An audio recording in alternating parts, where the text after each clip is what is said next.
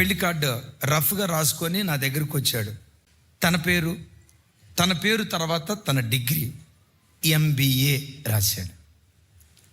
ఆ తర్వాత తాను వివాహం చేసుకోబోయే అమ్మాయి, ఆ అమ్మాయి పేరు ప్రక్కన ఆ అమ్మాయి PG డిగ్రీ రాశాడు.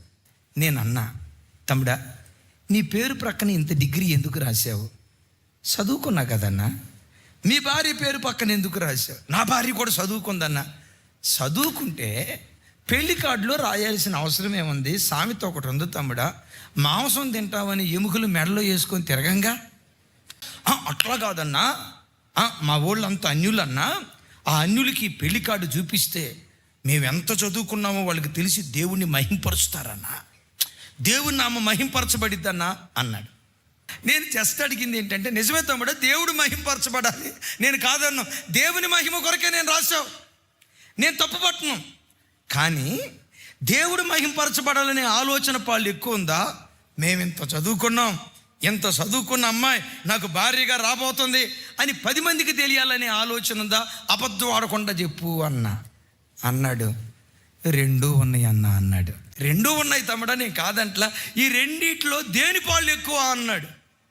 మీ ముందెట్ట అబద్ధం ఆడతానన్నా, 2వ దాని పాళ్ళే ఎక్కువ అన్నాడు. వద్దు తమ్ముడా, వద్దు తీసేయి. మీరు తీసేయమంటే మారు మాటకుండా నేను తీసేయమంటాం కాదు, లేఖనం చూపించా. ఆ బిడ్డ తీసేశాడు. పెండ్లయింది. హైదరాబాద్ వచ్చేటప్పుడు అప్పులు పాలై అద్దింట్లో బ్రతుకుతూ వచ్చాడు. సేవకురాలకి మాకు తెలుసు. దేవుడు అంచెలంచెలుగా ఆశీర్వదించి ఈరోజు ఇదే హైదరాబాదులో 2 ఇళ్ళు, 1 ఫ్లాట్, 3 ఇళ్ళు దేవుడు ఆ బిడ్డకు అనుగ్రహించాడు. వాళ్ళ భార్యాభర్తలో సేవలో కుడి భుజాలుగా అకులా ప్రిస్కిలాలుగా దేవుని కొరకు బ్రతకటానికి దేవుడు కృప చూపించాడు.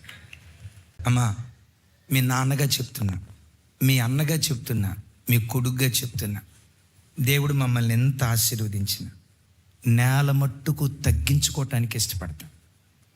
సైకిల్ మీద వచ్చే పేదోడు చర్చికి వచ్చిన, మాకంటే వయసులో పెద్దోళ్ళు అయితే అన్నా ప్రైజ్లాడన్నా, అక్క ప్రైజ్లాడక్క, ఎవరిని ఈ రోజు వరకు తిరస్కారంగా మాట్లాడిన జ్ఞాపకం లేదు. రోజు ప్రభుని అడిగేదే, దేవా దేనత్వం నేర్పయ్యా, తగ్గించుకునే గుణం నేర్పయ్యా. ఆకాశం అంత ఎత్తుకు లేవనెత్తిన మనస్సులో ఎంత కూడా గర్వం రాకూడదయ్యా, ఎంత కూడా గర్వం రాకూడదు.